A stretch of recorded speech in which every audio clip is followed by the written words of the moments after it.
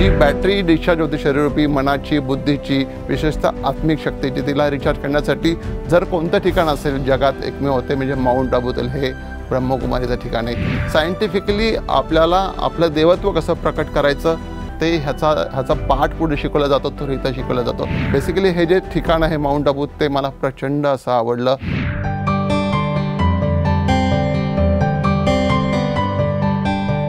नमस्कार, मी संजय दुधाने, मी पुण्यातून आले। पुण्याच्या म्हाळुंग्यातील सेंटरमधून मला पुन्हा एकदा ह्या पवित्र भूमीत येण्याचं भाग्य मिळालं आहे। मुळात मी क्रीडा पत्रकार आहे, क्रीडा लेखक आहे। आतापर्यंत मी 3 ऑलिम्पिक कव्हर केले। भारताने जे ऑलिम्पिकमध्ये यापूर्वी जे 21 पदकं जिंकली ते प्रत्यक्षात पाहण्याचा भाग्य मला मिळालं आहे। मी 4 एशियन गेम कव्हर केलेत, आत्तापर्यंत 4 वर्ल्ड कप क्रिकेटच्या कव्हर केलेल्या आहेत।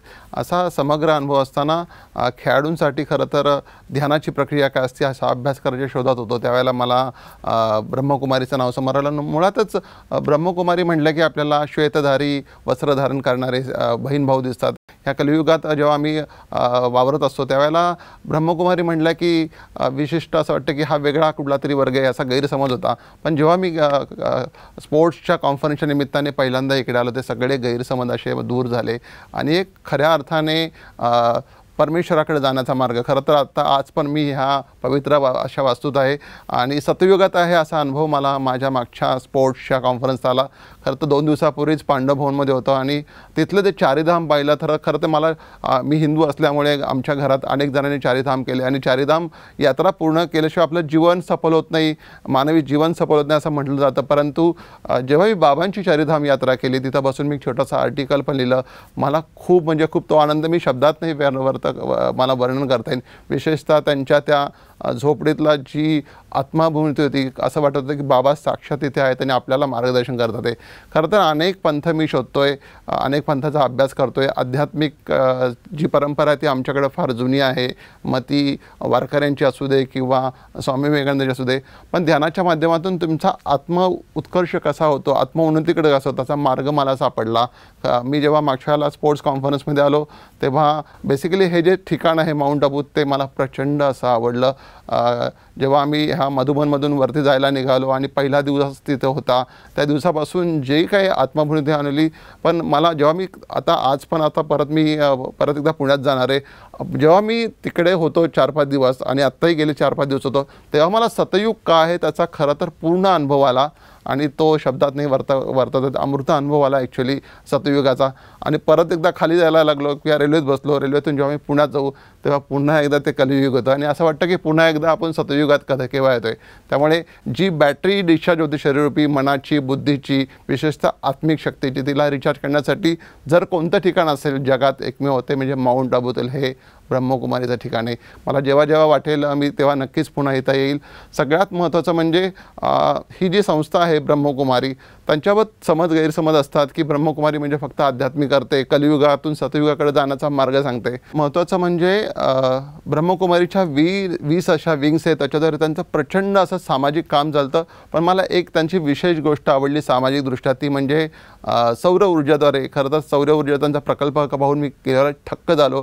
काही एकरांवर त्यांचा हा सौर ऊर्जा प्रकल्प आहे। सायन्सच्या दृष्टीने म्हणजे सायंटिफिकली आपल्याला आपलं देवत्व कसं प्रकट करायचं ते ह्याचा पाठ पुढे शिकवला जातो, तो इथं शिकवला जातो। खरं तर स्वामी विवेकानंदांनी स्वतः सांगितलं होतं की जग बदलायचं कसं, ध्यानाची पद्धत काय, ध्यानाद्वारे तुम्ही कुठपर्यंत जाऊ शकता।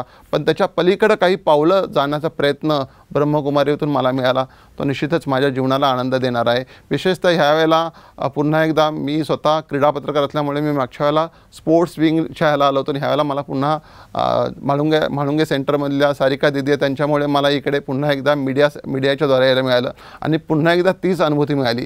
पण मला ज्ञान सरोवर असू दे किंवा पांडव भवन असू दे, तिथली जी एकंदरीत जे श्वेतधारी पांढरे वस्त्र घालणारे सगळे बहीण भाऊ असतात, असं वाटतं की काही काल असं वाटतं की आपण स्वर्गातच आहोत की काय।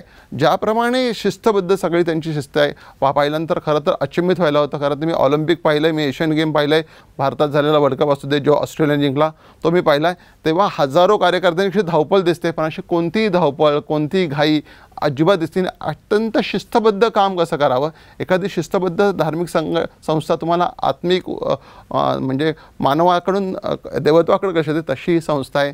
त्यामुळे मला खूप आनंद होतो या संस्थेची. माझं पण नातं जुळलेलं आहे. माझी पण इच्छा आहे की बाबांसाठी काहीतरी लिहावं. मी बाबांची चिठ्ठी, खरं तर बाबांना चिठ्ठी लिहिली जाते, एक परंपरा त्यांची आहे.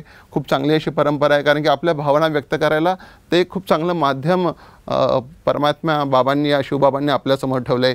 ह्यावेळेला मी चिठ्ठी पण लिहिली, चिठ्ठीत काही माझ्या गोष्टी लिहिल्या. पण मी कारण की खरं तर बाबा जेव्हा आम्हाला दिदी गेले कित्येक दिवस सांगत होते, विशेषतः शिवानी सांगत होते की आपण ही घेणारी आत्मा नाही आहे, तर आपण ही देणारी आत्मा आहोत. तर माझं पण या संस्थेप्रती काहीतरी देणं आहे. त्यामुळे बाबांचं काही लिखाण करता आलं, त्यांच्या माध्यमातून काही ऑडिओ व्हिडिओ काही करता आलं तर निश्चित मला आनंद होईल. आणि निश्चितच देवत्वाकडे जाणारा हा मार्ग आम्हा सगळ्या युवकांनी, सगळ्या माणसांनी, सगळ्या मानवांनी केला पाहिजे. आणि जाता आता मला एक सांगूशी वाटतं की एकदा तरी मी माझ्या आर्टिकलमध्ये परवा लिहिलं की चला परमात्म्याच्या चारीधामला. तर माझी इच्छा आहे सगळ्या मराठीतल्या सगळ्या तमाम मराठी माणसाला, तमाम महाराष्ट्राला एक आव्हान आहे की एकदा तरी ही चारीधाम यात्रा, जशी आपली चारीधाम यात्रा असते आपली नेहमीच असते हिंदूंची, तशी पण ही एक चारीधाम यात्रा आहे. पांडवभवनची असू दे किंवा ह्या माउंट आबूची असू दे, ह्या माउंट आबूची एकदा तरी आपल्या जीवनातून सफल यात्रा केली तर आपलं जीवन निश्चितच उत्कर्षाकडे जाईल आणि आपलं जीवन पूर्ण होईल असं मला वाटतं.